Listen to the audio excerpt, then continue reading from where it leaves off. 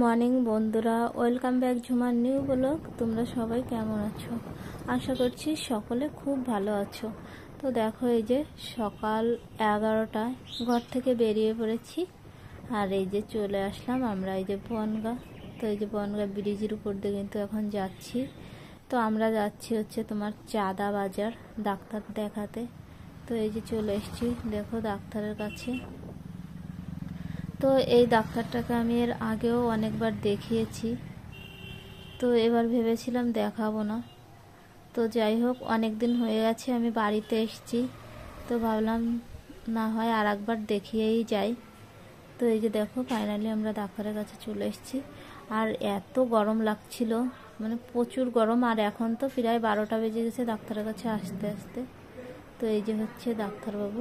তো এটা হচ্ছে হোমিওপ্যাথিক মানে ডাক্তার।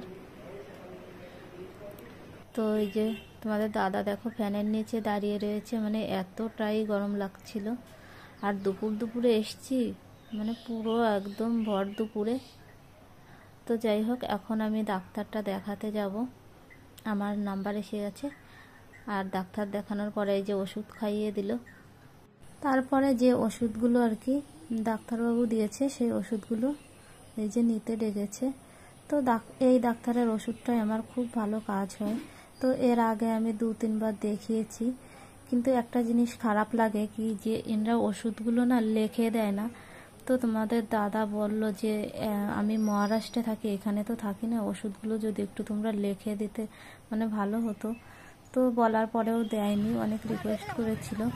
আর এনার ওষুধটাই আমার খুব ভালো কাজ হয়। তো যাই হোক, উনি কিন্তু আমাকে 1200 টাকার ওষুধ দিয়েছে, একদম অল্প কদিনের। আর তারপরে এই যে ওখান থেকে এই যে বেরিয়ে আমরা চলে এসেছি বনগাঁ জামা কাপড়ের মার্কেটে। আর এখন বাজে তোমার দুপুর 2টো। তো এই যে আমরা এখন হাঁটতে হাঁটতে যাচ্ছি ইছামতি নদীর পাড়ে। এই যে চলে আসলাম এখানে ঠান্ডা ঠান্ডা হাওয়া খেতে, কারণ এতটাই গরম, তোমাদের তো আগে থেকেই বলেছি প্রচণ্ড গরম আজকে। তো এখানে যেহেতু জল আছে, জলের ঠান্ডা ঠান্ডা হাওয়া আসছে। আর দেখো এখানে জায়গাটা কতটা সুন্দর লাগছে, তো ভাবলাম তোমাদেরকে একটু দেখাই। তো দেখো এই যে, আর এই মার্কেটটা কিন্তু খুব সুন্দর। তো যে মানে এই মার্কেটে এসেছো সে অবশ্যই জানো, আমি কিন্তু প্রথমবার আসলাম, এর আগে কোনোদিন আসিনি। তো যেহেতু আজকে ডাক্তার দেখাতে এসেছিলাম, তো তোমাদের দাদা বললো এখানে একটা মার্কেট আছে, চলো নিয়ে যাই, তাই নিয়ে আসলো। আর এই যে এখানে আমি এইদিকে নাইটি দেখছিলাম, আর তোমাদের দাদা ওইদিকে হাফ প্যান্ট নেবে, তো সেটাই দেখছিল।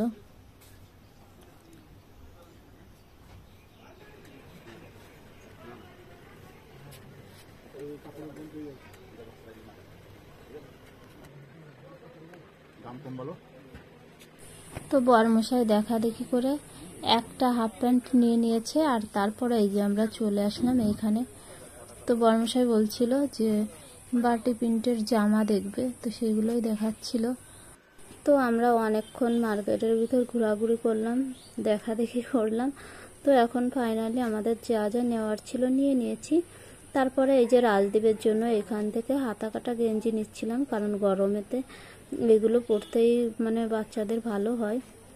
তারপরে জামা কাপড়ের মার্কেট থেকে বেরিয়ে এই যে এখন আমরা হাঁটতে হাঁটতে যাচ্ছি বাসনপত্রের দোকানের দিকে, কারণ বর্মশাই বলছিল একটা তামার জল খাওয়ার জগ নেবে, তো সেইগুলোই আমরা এখানে এসেছিলাম নিতে।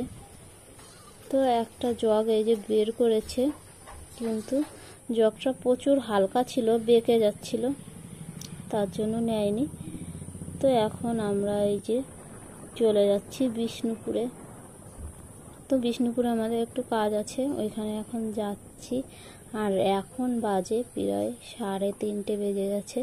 তো মার্কেটের ভিতর কিন্তু আমরা অনেকক্ষণ ঘোরাঘুরি করছিলাম, দেখছিলাম, ভালো লাগছিল তার জন্য।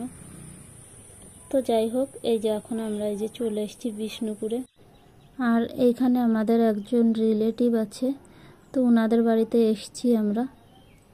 তো বিষ্ণুপুর জায়গাটাও কিন্তু খুব ভালো লাগে আমার, আর ইনাদের বাড়িতে একটু বেশিই ভালো লাগছে, তার কারণ বাড়ির সামনে এত সুন্দর একটা জায়গা। তো দেখো বাড়ির সামনেই কিন্তু পুকুর।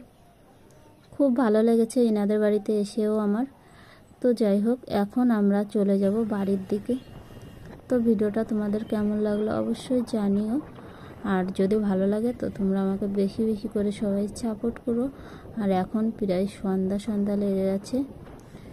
তো বন্ধুরা, বাই বাই সবাইকে।